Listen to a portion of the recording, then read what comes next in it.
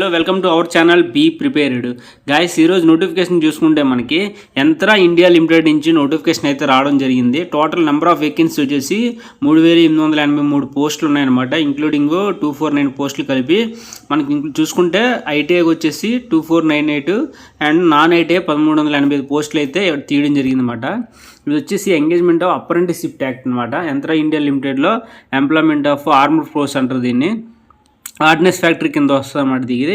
ఈ ordnance factory notification కింద మొత్తం 3883 పోస్టులు అయితే తీయడం జరిగింది. ఆన్లైన్ రిజిస్ట్రేషన్ వచ్చేసి 22/10/2024 నుంచి 21/11/2024 టైం ఉంటుంది. నెక్స్ట్ మంత్ 21 వరకు అయితే టైం ఉంది నోటిఫికేషన్ ఆన్లైన్లో అప్లై చేసుకోవడానికి. ఈ డేట్స్ మధ్యలో ఎవరైనా సరే నోటిఫికేషన్కి అప్లై చేసుకోవచ్చు. ఏజ్ లిమిట్ కూడా మనకు 14 ఇయర్స్ నుంచి 18 ఇయర్స్ మధ్యలో ఉండాలన్నమాట. అప్పుడు దాన్ని బట్టి అప్లై చేసుకోవచ్చు. నాన్ ఐటీఐ అయితే 10th క్లాస్ పాస్ అయిన 50% మార్క్స్ వస్తే అప్లై చేసుకోవచ్చు. ఐటీఐ చేసిన వాళ్ళు అయితే ఎన్సీబీటీ కానీ ఎస్సీబీటీ కానీ ఐటీఐ సర్టిఫికేట్ ఉంటే అప్లై చేసుకోవచ్చు. 50% మార్క్స్ అయితే కన్ఫామ్గా వచ్చి ఉండాలి.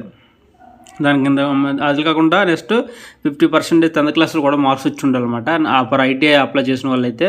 నాన్ ఐటీఐ అయితే 10th క్లాస్లో 50% మార్క్స్ వచ్చి ఉండాలన్నమాట.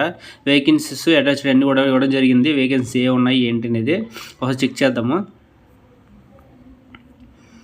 చూసుకుంటే గ్రేడ్ ఏ 90 మార్క్స్ పర్సెంటేజ్ని బట్టి మనకి ఇది తీయడం జరుగుతుంది అనమాట. ఎగ్జామ్ అనేది కండక్ట్ చేయరు, జస్ట్ మనకి మార్క్స్ పర్సెంటేజ్ని బట్టి మెరిట్ని బట్టి ఇది చేస్తారనమాట. స్టే ఫండ్ వచ్చేసి నాన్ ఐటీఐ కేటగిరీకి అయితే 6000 ఉంటుంది, ఐటీఐ కేటగిరీకి అయితే 7000 ఉంటుంది అనమాట.